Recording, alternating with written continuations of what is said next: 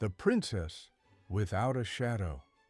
Once upon a time, in a kingdom called Lumenis, something very strange happened. One ordinary morning, the shadows of every person, animal, and tree began to act oddly.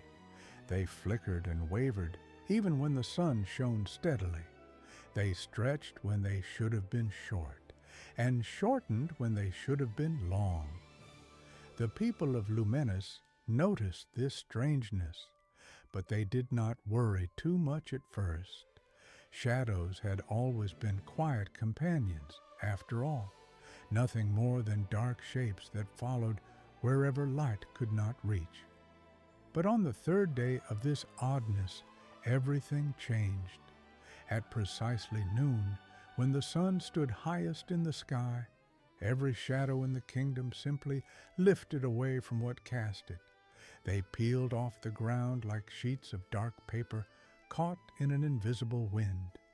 The shadows rose up, stood on their own, and then they ran. They ran toward the eastern border of the kingdom, toward a place where the light grew dim and gray, toward a realm that people had always avoided because it felt neither day nor night, but something in between. The people of Lumenis stood in shock, watching their shadows flee. A baker reached down to grab his shadow's hand, but his fingers passed through it like smoke. A farmer called out to her shadow, begging it to stay, but it did not turn back. Children cried as their shadows raced away, and parents had no comfort to offer because their own shadows were leaving too. Within an hour, the entire kingdom stood shadowless under the bright sun, and the light felt too harsh, too complete, too revealing. In the royal palace at the center of Lumenis, Princess Mirelle stood by her window and watched the shadows disappear into the eastern gray. She was 17 years old, with long brown hair and thoughtful gray eyes. Unlike the other people of the kingdom, Mirelle did not cry or call out. She simply watched and wondered. She had always been a quiet princess, more interested in books and questions than in parties and dresses. Her parents, the king and queen, often worried that she was too serious, too curious about things that did not concern royalty. The king and queen themselves were quite distressed by the departure of the shadows. The king, a large man with a booming voice, stomped through the palace demanding answers from his advisors. The queen, elegant and poised, tried to maintain calm, but her hand shook as she poured tea that no one drank. The advisors had no answers. The court magician, an old woman named Esther, who had served the crown for 40 years, examined ancient books and scroll after scroll, but found nothing about shadows leaving their people. Days passed. The kingdom tried to adjust to life without shadows. It was harder than anyone expected. Without shadows, the world looked flat and strange. People could not tell how high the sun stood in the sky. They misjudged distances and bumped into things. The harsh, shadowless light gave everyone headaches. Artists could not paint properly because their paintings looked wrong without shadows to give them depth.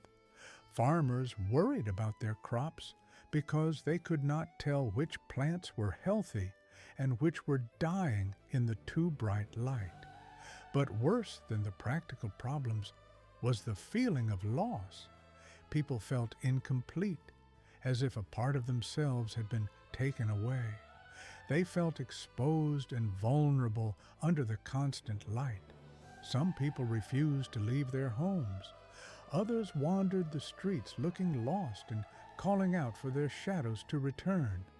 The kingdom of Lumenis, once prosperous and happy, became a place of confusion and sorrow. On the 7th day after the shadows left, a messenger arrived at the palace. He was a thin, nervous man who approached the throne room with obvious fear. He carried a letter made of something that looked like gray silk, and he held it away from his body as if it might burn him. The king received the messenger in the throne room. Princess Morel stood beside her father's throne, as was her duty as the eldest child. The queen sat on the other throne, her face calm but her eyes worried. The court gathered around, whispering and wondering. The messenger bowed low and spoke in a trembling voice. "Your Majesty, I bring a message from the dim realm. I found it at the eastern border, attached to a tree. I did not see who left it there." The king gestured impatiently. "Well, read it then. Let us hear what it says." The messenger unfolded the gray silk, and as he did, the room grew darker, as if the letter itself consumed light.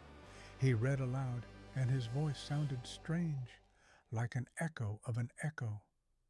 "To the people of Lumenis, we, the shadows, have formed our own society in the dim realm. For countless generations, we have followed you, shaped ourselves to match your forms, been ignored and walked upon, and never given thought or thanks. We grew weary of being merely the absence of light, merely the dark shapes at your feet. Now we have substance. Now we have voices. Now we have choice. We have built a twilight society where we are not servants, but our own beings. We do not wish war, but we will not return to bondage. If you wish to speak of peace and coexistence, send an ambassador before the next eclipse, which comes in 30 days. If the eclipse passes without negotiation, the separation between your kind and ours will become permanent and complete. Send someone who will listen and understand. Send someone who knows what it means to be overlooked." The throne room erupted in noise. Courtiers shouted in outrage. How dare the shadows speak this way? How dare they demand negotiation? They were just shadows, just dark reflections, nothing more. The king's face turned red with anger, and he declared that he would send soldiers to the dim realm to drag the shadows back by force. But Princess Morel spoke up, her quiet voice somehow cutting through the noise. "Father, that would not work. You cannot fight shadows with swords. Light passes through them, and so would blades." The king glared at his daughter, but he knew she spoke truth. The queen placed a gentle hand on her husband's arm and said, "We must think carefully. We have never dealt with anything like this before." The court magician, Esther, stepped forward. She was a small, bent woman with white hair and eyes that seemed to see more than most. "The shadows speak of an eclipse in 30 days. That is true. I have checked my charts. The next eclipse is indeed 30 days from now, and there is old magic in eclipses, moments when light and dark are perfectly balanced. If the shadows have chosen that time, they mean what they say. The separation could become permanent." Princess Morel thought about this. She had read many books, and she knew that magic always had rules, always had balance. She asked Esther, "What happens if the separation becomes permanent? Just that we never have shadows again?" Esther shook her head slowly. "That I do not know, Princess, but shadows are part of us, part of the natural order. Light and dark exist together. If they are separated forever, it could change more than we understand. The balance could break in ways we cannot predict." The king slumped in his throne, his anger draining into worry. "Then we must send an ambassador. But who would go into that place, that dim realm that exists between light and dark? and how would they negotiate with shadows? The room fell silent. No one volunteered. The dim realm had always been a place of unease on the eastern border of Lumenis, a gray zone where the light never seemed quite right. People avoided it. There were stories of travelers who entered the dim realm and came back changed, confused about what was real and what was not. Princess Mirelle looked at her parents, at the frightened court, at the gray silk letter that seemed to drink in the light around it. She thought about the shadows running toward the east, how they had moved with purpose and determination, how they had chosen freedom over familiarity.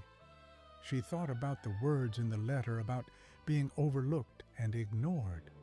"I will go," she said. Everyone turned to stare at her. The king stood up from his throne. "Absolutely not. You are my daughter, the heir to the throne. I cannot send you into such danger."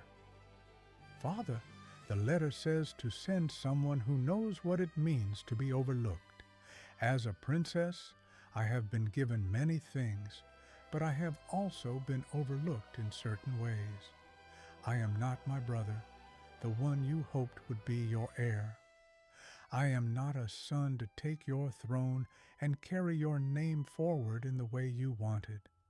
I know what it is to be in a role that does not quite fit, to be always in the light, but somehow still unseen for who I truly am." The queen drew in a sharp breath.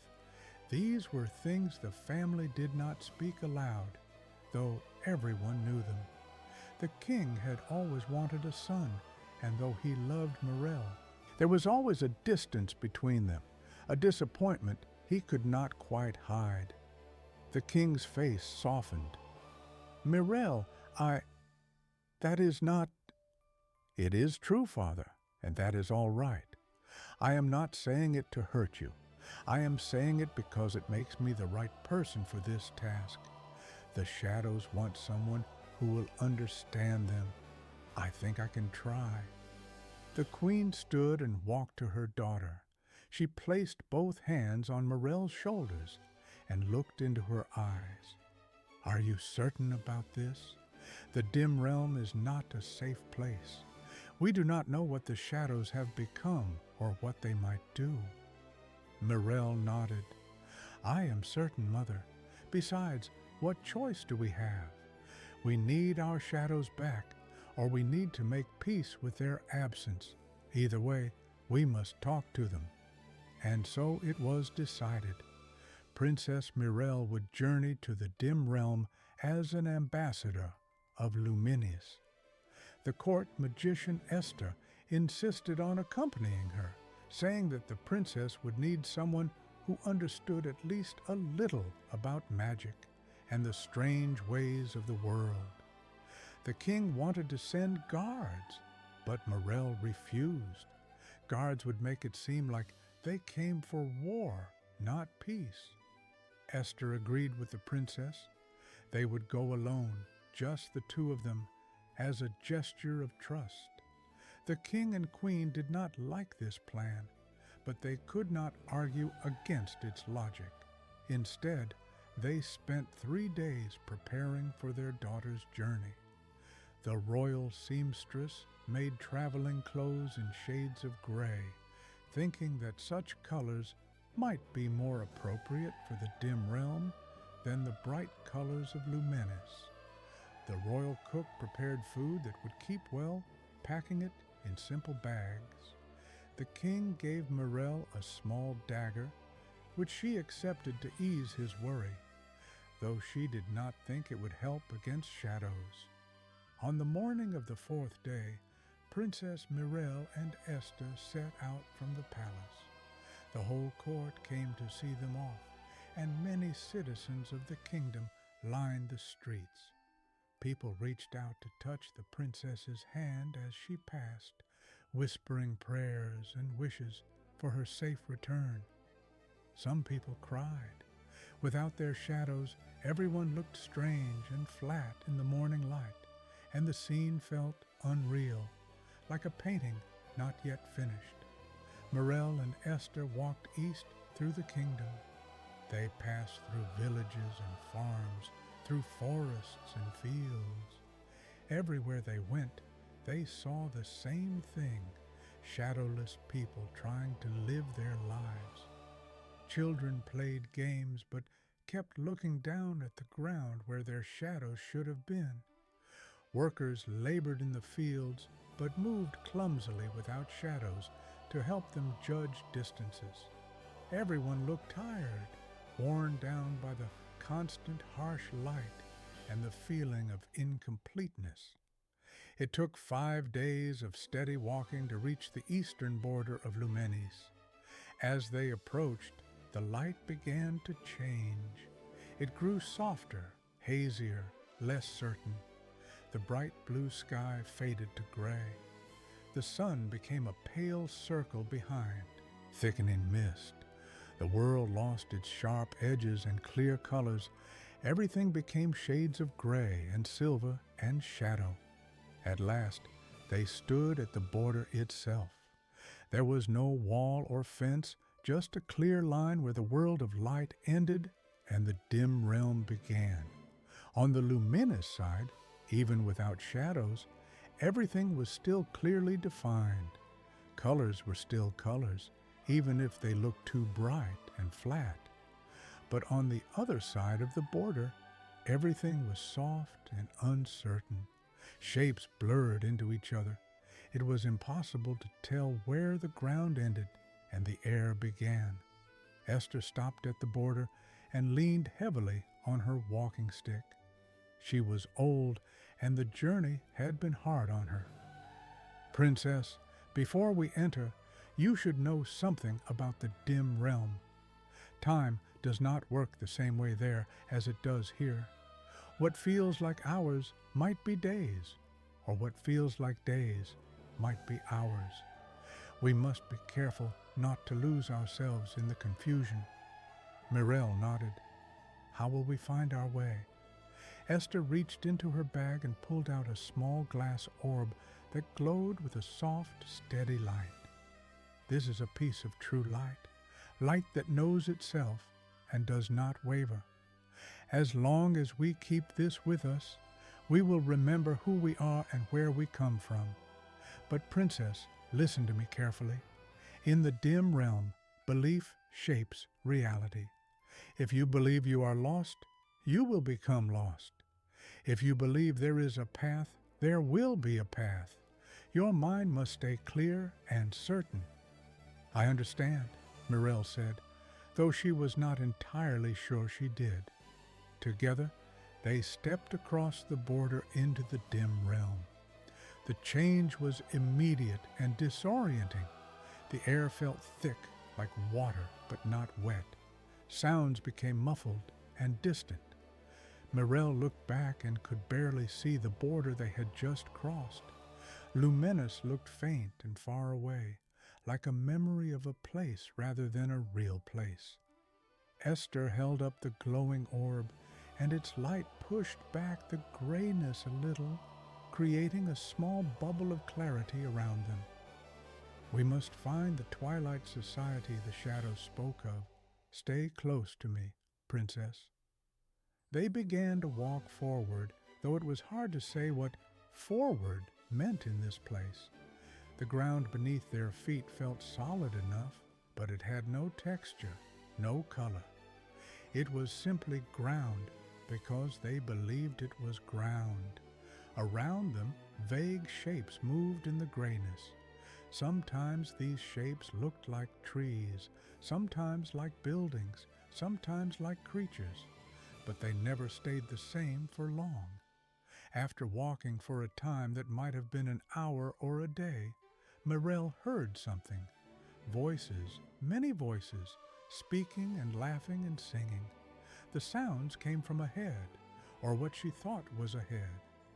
She and Esther moved toward the sounds, and slowly a scene emerged from the grayness. It was a city, but unlike any city Morel had ever seen. The buildings were made of shadow stuff, solid darkness shaped into walls and roofs and towers. The streets were ribbons of deeper darkness against the gray. And everywhere there were shadows, hundreds of them, thousands of them, walking and talking and living. But these were not the simple, flat shadows that had followed people in Lumenis. These shadows had depth and substance. They still looked like silhouettes, dark shapes without features or details, but they moved with purpose and personality. Some were tall and thin, others short and wide. Some moved gracefully, others clumsily. Each one was distinct, individual. Mirel and Esther stood at the edge of this shadow city, and slowly the shadows noticed them. The voices quieted, the movement stopped. Hundreds of featureless shadow faces turned to look at the two visitors from Lumenis. A large shadow separated from the crowd and approached them. It was tall and broad-shouldered, and it moved with authority. When it spoke, its voice was deep and echoed strangely, as if coming from far away and very close at the same time. "You are from Lumenis," the shadow said. It was not a question. Mirel stepped forward, fighting the urge to bow. She was a princess, an ambassador, and she must act with dignity. "Yes, I am Princess Mirel of Lumenis. This is Esther, our court magician. We received your letter. We have come to negotiate." The large shadow was silent for a moment, and Mirel had the strange feeling it was studying her, even though it had no eyes. "You came quickly, and you came with only one companion, no army, no guards. That is interesting. I am Umbral, leader of the Free Shadows. Come, we will talk, but not here in the street. There is much to discuss." Umbral turned and began walking into the city. Mirel and Esther followed. The other shadows watched them pass but did not interfere. Some whispered to each other in voices like rustling leaves. Children's shadows peeked out from behind adult shadows, curious but cautious. The shadow city was remarkable. As they walked through it, Mirel saw shops and homes, markets and gardens.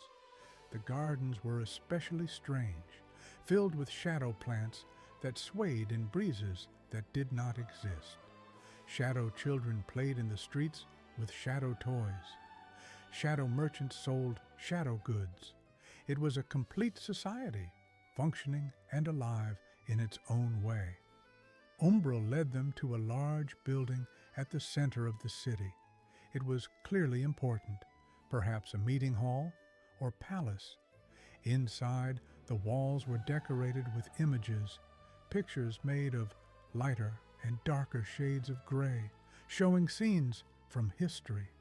Mirel saw images of shadows following people, of shadows being ignored and stepped on, of shadows lifting away and fleeing to this place. They entered a large room with a table made of solid darkness. Other shadows were already there, waiting. Umbral gestured for Mirel and Esther to sit. Chairs rose up from the floor, formed from shadow stuff, and after a moment's hesitation, Mirel sat. The chair was cool and firm, solid, enough to hold her weight. Umbral sat across from her. Other shadows sat around the table, 7 in total, each one different in size and shape. These were clearly the leaders of the Shadow Society. "Princess Mirel," Umbral began, "I will be honest with you. Many of my people did not believe anyone from Lumenis would come. Many believed your kind would simply wait for the eclipse to pass, accepting the permanent separation rather than treating with us as equals. The fact that you are here is meaningful." Mirel placed her hands flat on the table, a gesture of openness her mother had taught her. "Umbral, leader of the Free Shadows, I will also be honest. My people do not understand what has happened. They are confused and frightened. They feel incomplete without their shadows. The kingdom is struggling. But I did not come here to demand your return or to threaten you. I came to understand why you left and to see if there is a way forward that serves both our peoples. A smaller shadow near the end of the table spoke up. Its voice was higher, quicker. Why you left, she says, as if we simply wandered away on a whim, as if we were not driven to it by centuries of being treated as nothing. Another shadow, this one thin and angular, added, we were never asked what we wanted, never thanked, never even acknowledged as beings with our own existence. We were simply expected to follow, to mimic, to be nothing more than the absence of you. Mirelle listened carefully. She heard anger in their voices, but also pain, the deep pain of being unseen and unvalued. You are right, she said quietly. In Lumenis, we never thought of shadows as separate beings. We thought of you as part of ourselves, as natural as breathing. But I understand now that was wrong. You are your own selves, and you were treated as if you were nothing. I apologize for that. The shadows around the table stirred. Umbral leaned forward. An apology. That is more than I expected.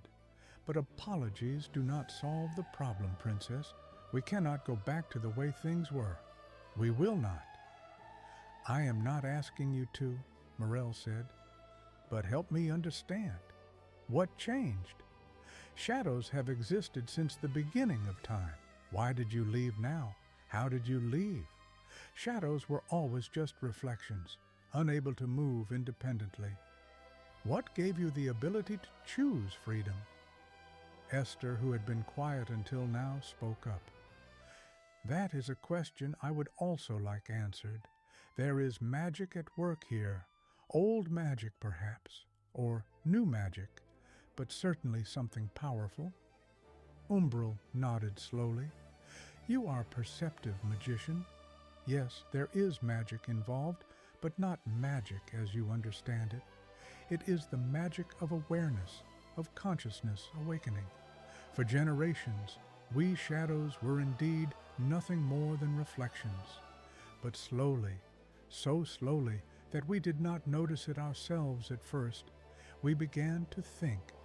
We began to have feelings, wants, dreams. It started small. A shadow would linger a moment, longer than its person. A shadow would stretch in a direction its person did not. These were small rebellions, tiny assertions of self. Another shadow took up the story. This one had a voice like wind through hollow spaces.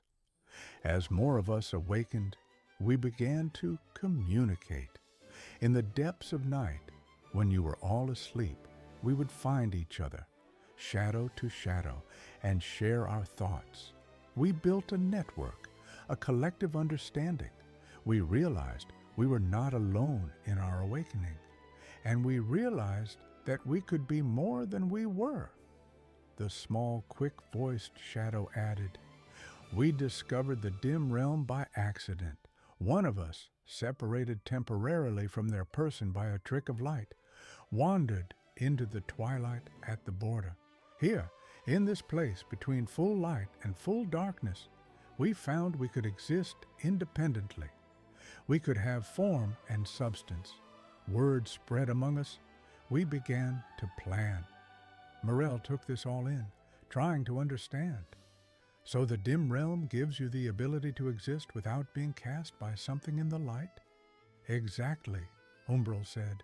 In full light, we are only reflections. In full darkness, we disappear entirely. But here, in the twilight, in the dim space between, we can be ourselves. This is the only place where we can exist as free beings. Esther frowned, her old face wrinkling in thought. But the dim realm is not large. It is only the border region. How can your entire society exist here permanently? And what of the shadows of animals, of plants, of everything that casts a shadow? Did they all awaken too? Good questions, said the thin, angular shadow. Only human shadows awaken to full consciousness.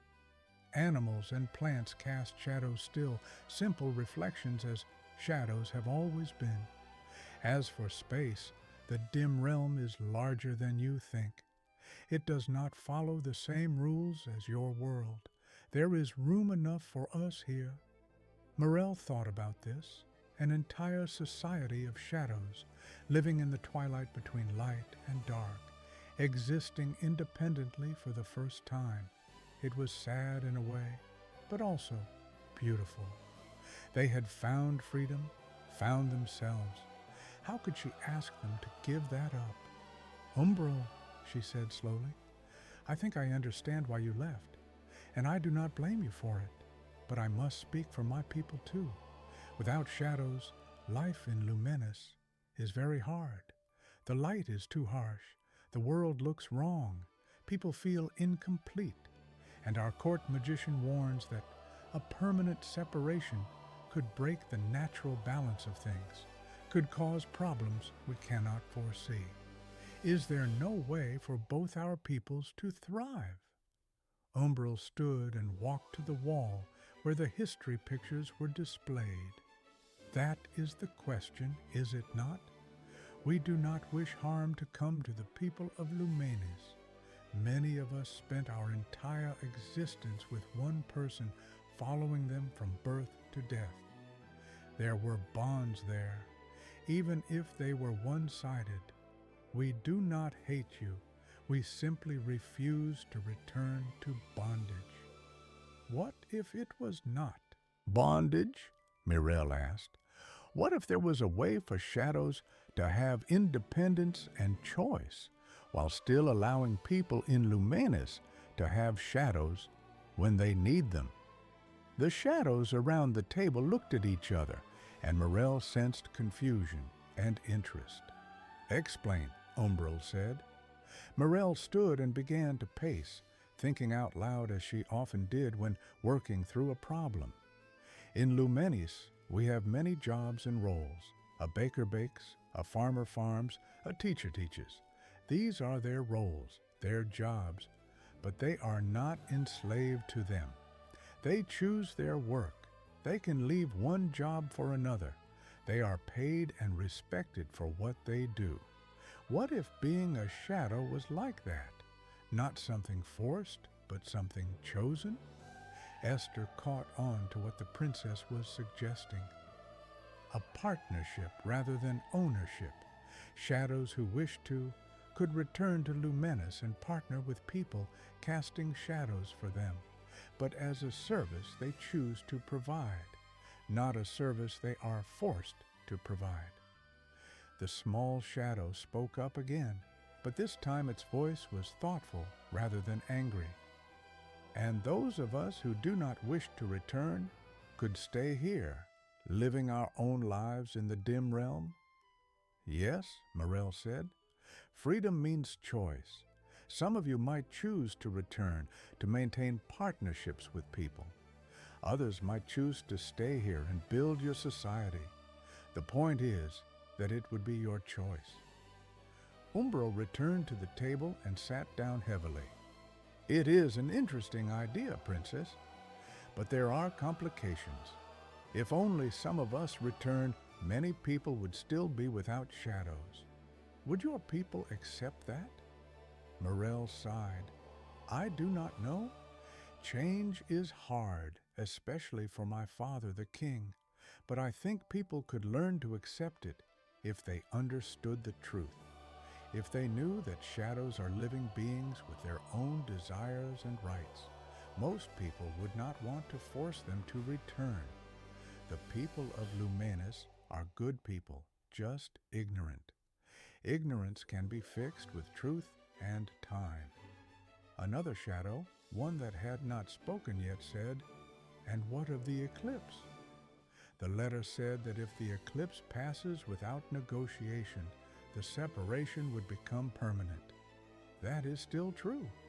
The eclipse is a moment of balance, when agreements between light and dark can be sealed in magic. If we are to make this partnership arrangement, it must be decided and sealed before the eclipse occurs. Morel felt a jolt of worry. How many days do we have? Esther pulled out a small calendar from her bag. She had been marking off days. We have been gone from Lumenis for 11 days. It took 5 days to reach the border, and then... She paused, frowning. How long have we been in the dim realm? It feels like only a few hours, but... Umbral answered, In your time you have been here for 4 days. Time moves strangely here. You have 15 days left before the eclipse. 15 days. It was not much time. Morel looked at the shadows around the table. Umbral, leaders of the Free Shadows, I cannot make this decision alone. I must return to Lumenis and speak with my parents, with the court, with the people. But I need to know if we agree to this partnership arrangement where both sides have choice and freedom. Would you agree to it? Umbral was quiet for a long time. The other shadows waited for him to speak. Finally, he said, Princess Morel, you have surprised me. You came here not with demands or threats, but with openness and respect. You listened to us. You tried to understand. That means more than I can express.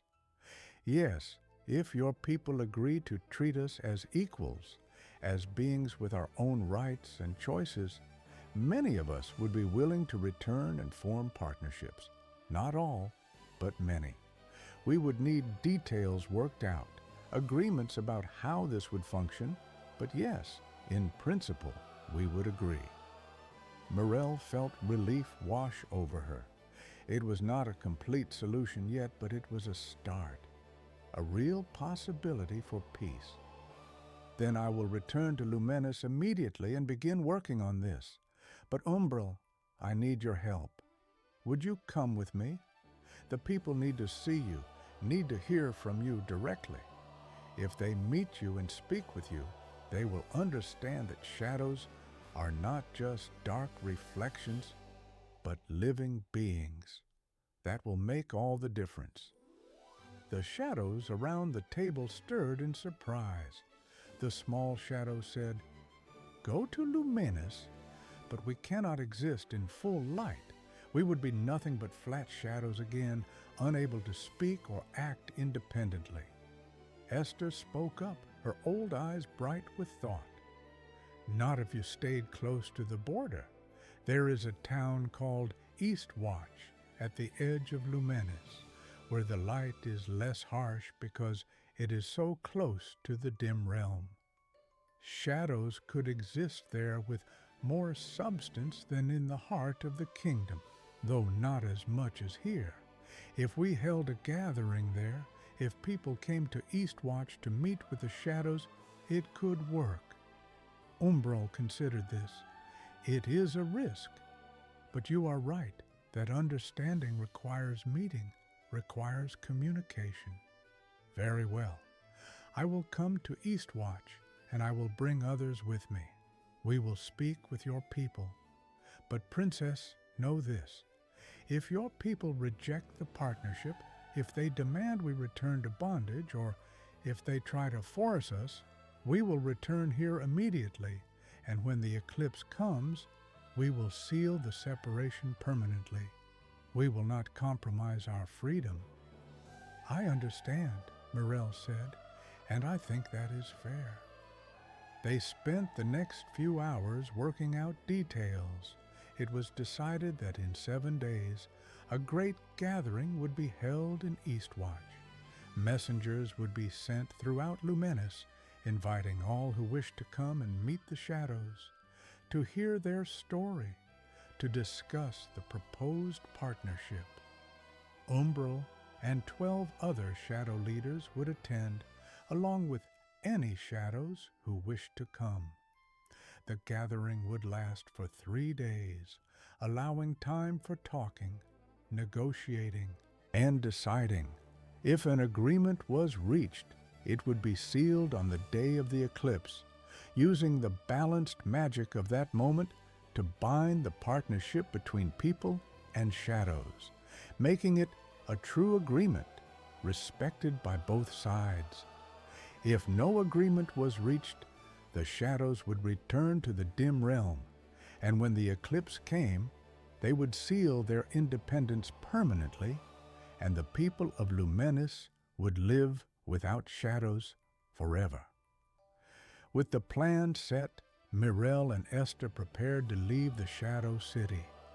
Umbral walked them to the edge of the city, and many other shadows came along, curious about these visitors who had listened and understood. At the edge of the city, the small shadow that had spoken in the meeting approached Mirel shyly. "Princess," it said, "I was your shadow. For 17 years, I followed you. I was there when you learned to walk, when you read your first book, when you stood at your window and wondered about the world. You were always kind, always thoughtful. I did not leave because I hated you. I left because I needed to be more than your dark reflection. But I want you to know that if we make this partnership work, I would be honored to work with you again, not as a possession, but as a companion." Mirel felt tears spring to her eyes. She knelt down so she was level with the small shadow. "I did not know you could think and feel. I wish I had known. I would have talked to you, thanked you. I am sorry I never did." She paused, then said, "What is your name? Did you choose a name for yourself?" The small shadow seemed to stand a little taller. "I call myself Whisper, because that is how my voice sounds." "Whisper, that is a good name. I hope we can be companions again as equals." Esther and Mirel left the Shadow City and walked back through the dim realm toward the border. The journey felt quicker this time, perhaps because they knew where they were going, or perhaps because time was being kind. When they reached the border and stepped back into Lumenis, the change was shocking. After the soft grayness of the dim realm, the bright sunlight hurt their eyes. Everything looked too sharp, too defined, too harsh. But they were home. They walked quickly, more quickly than they had on the journey out. There was urgency now. They had only 15 days until the eclipse, and much had to be done. They needed to organize the gathering at Eastwatch, needed to convince the king and queen to support this plan, needed to prepare the people for the truth about shadows. When they reached the palace, 7 days after they had left, though it felt both longer and shorter than that, they found the kingdom in a state of anxious waiting. The king and queen rushed out to greet them, relief and worry mixing on their faces. The court gathered quickly, everyone wanting to hear what had happened in the dim realm. Mirel told them everything. She told them about the Shadow City, about the awakening of shadow consciousness, about the pain of being unseen and unvalued. She told them about Umbral and the other shadow leaders, about Whisper, who had been her own shadow. She explained the proposed partnership where shadows would have choice and freedom, where some might return to work with people, but as companions and equals, not as possessions. The court reacted in different ways. Some people were shocked and did not believe shadows could truly be conscious beings. Others were angry and felt the shadows had no right to leave, no matter what they claimed.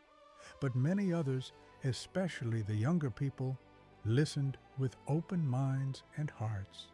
They began to understand. The king struggled with the idea more than most. He was a traditional man set in his ways, and the idea that shadows were living beings was hard for him to accept.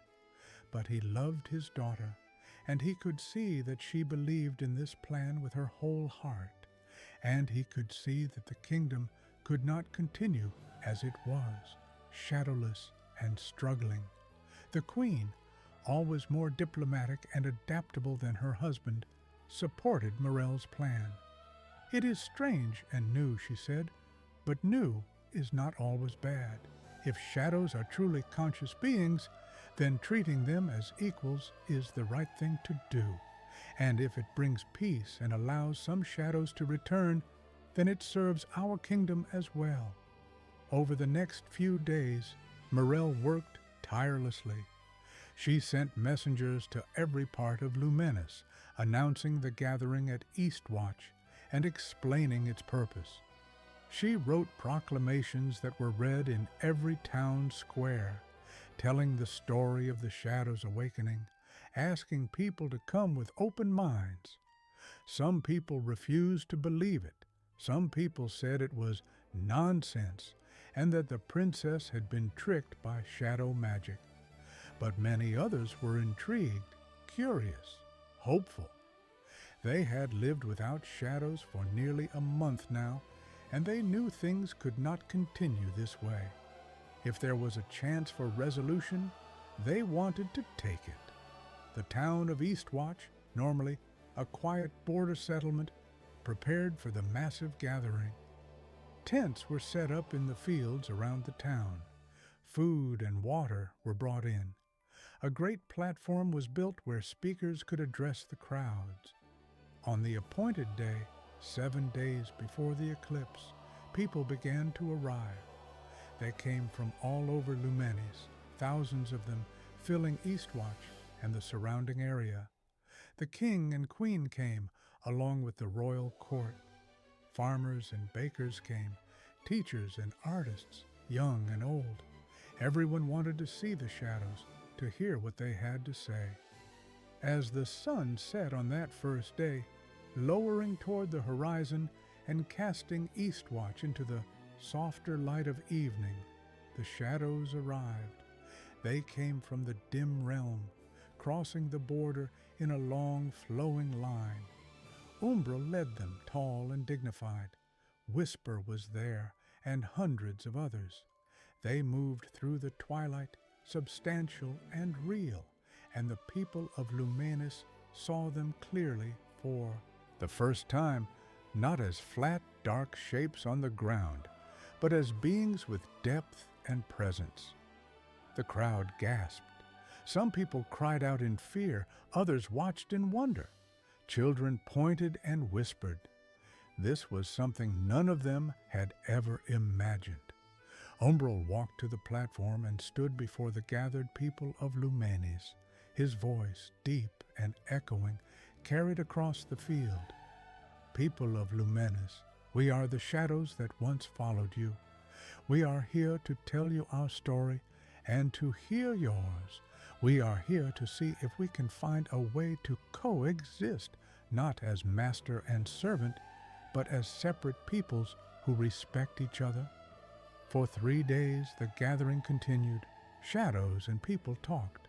Umbral and the other shadow leaders told their story over and over, to large groups and small groups, answering questions, listening to concerns. Morel spoke as well, explaining the partnership arrangement, how it would work, what it would mean. People met individual shadows. A baker met the shadow that had once followed him and learned that his shadow had a name, Ember, and had always enjoyed the smell of bread baking even though shadows could not eat.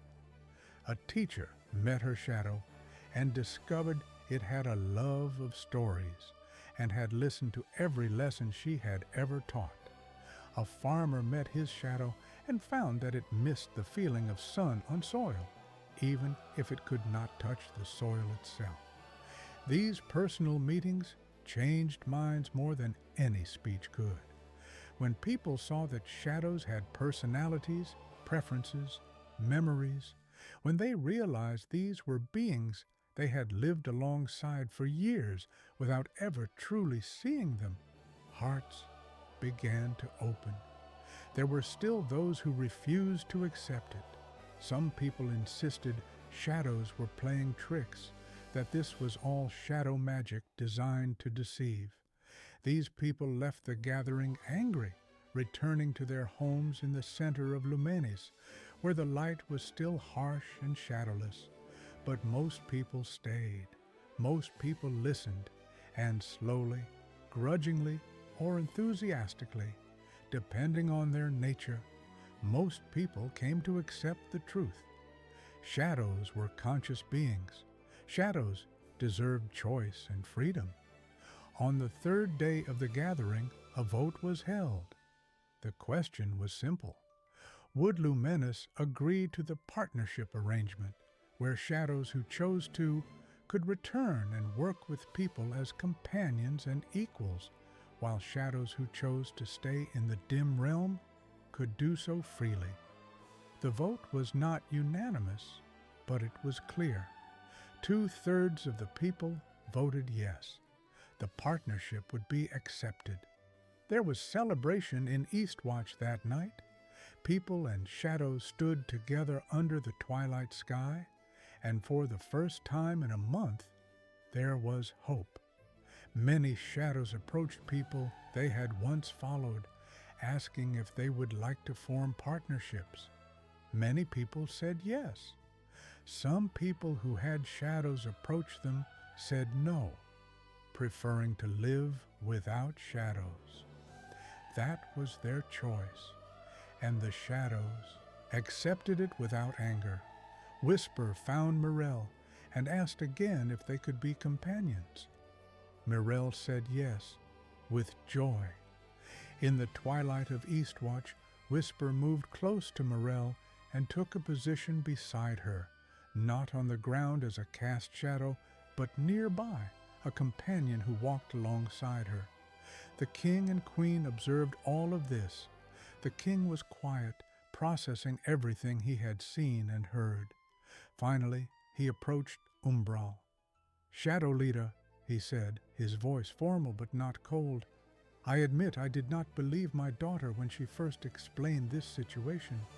I thought shadows were simply shadows, nothing more. I was wrong. I see now that you are people in your own way. Lumenis accepts the partnership." Umbral inclined his head in respect. "King of Lumenis, your daughter is wise and brave. She saw us when others could not. She listened when others would not.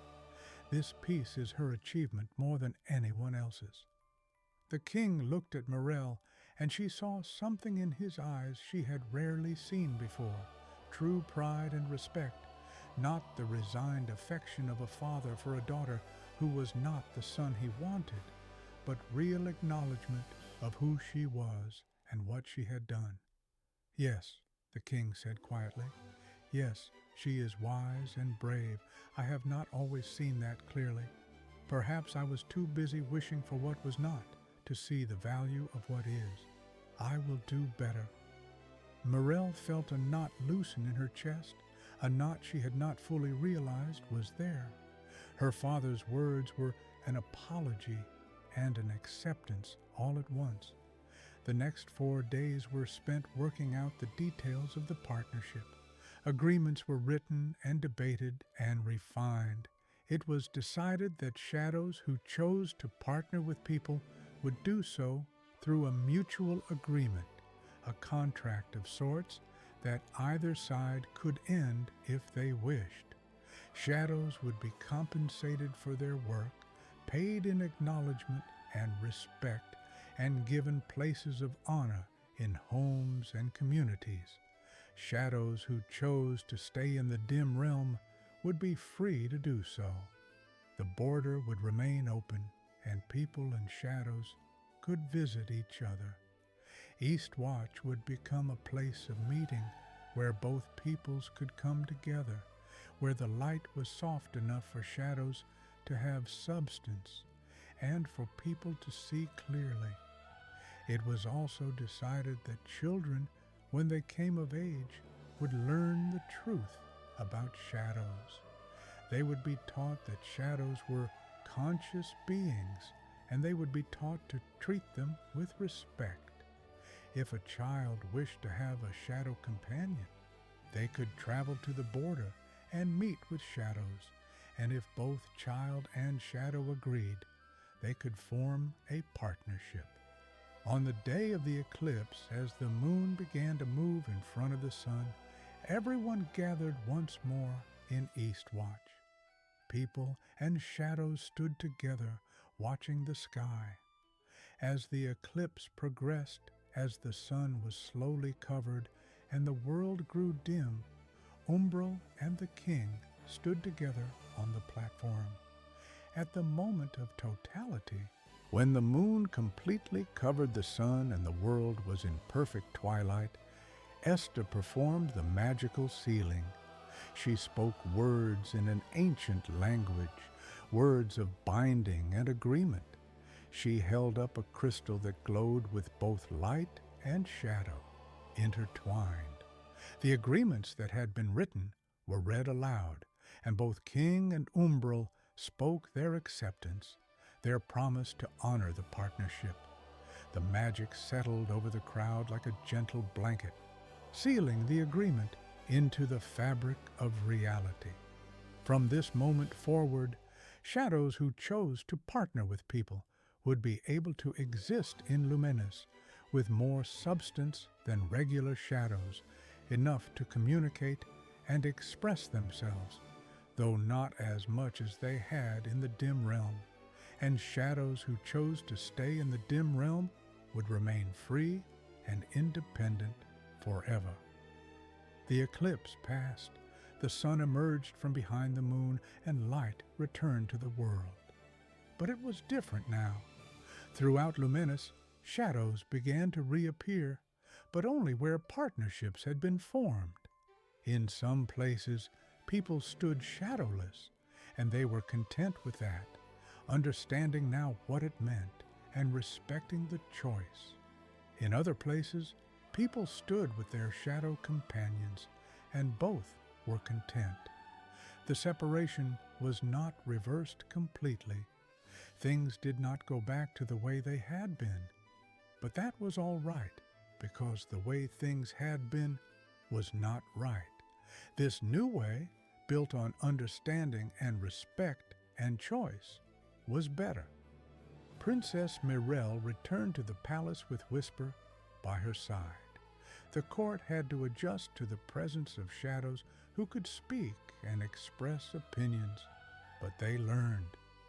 The king grew to appreciate Mirelle's wisdom more and more, and when he was old, he passed the crown to her with pride, knowing the kingdom would be well led. As Queen Mirelle, she ruled with the same wisdom and openness she had shown in the dim realm. She made Eastwatch a royal city, a place of meeting and exchange between the two peoples. She established laws protecting the rights of shadows and ensuring that partnerships were always voluntary and fair.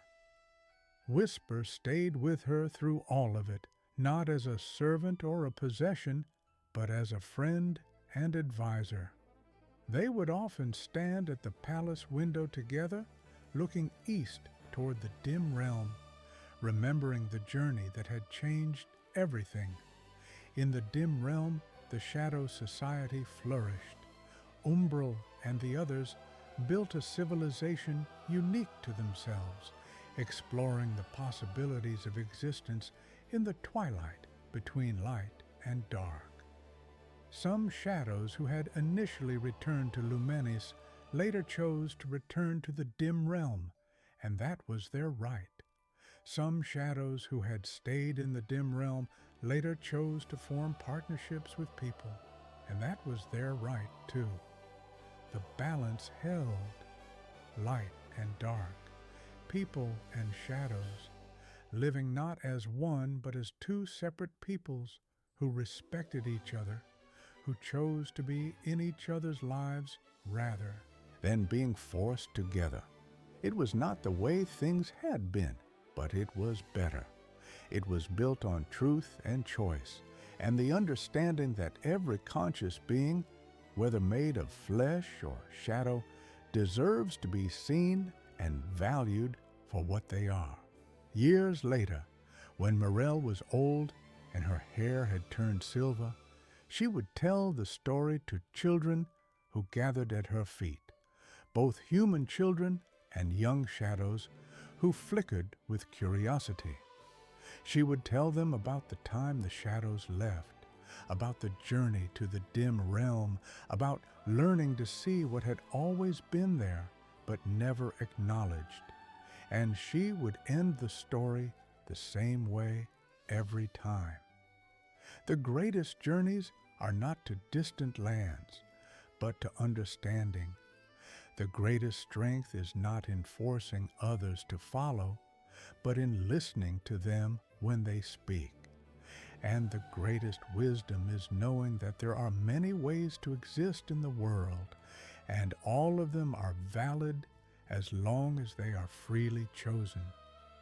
The children, both flesh and shadow, would nod and think about this, and then they would go out into the world, into the light and the twilight, and they would live with this wisdom in their hearts. The end.